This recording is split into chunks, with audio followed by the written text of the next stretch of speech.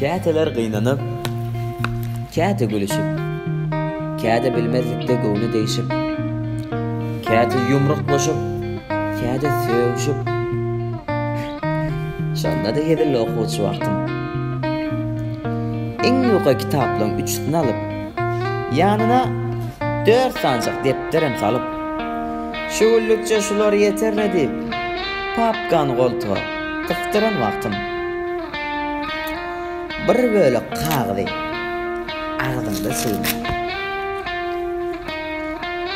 Ruşkan turwasyndan birini peýläp, satarmy, satmazmy, kelleňde aýlap.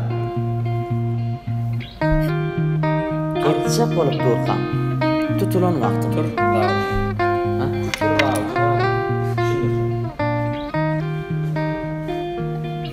Mehran sürümler. Bayramı kutlu olsun.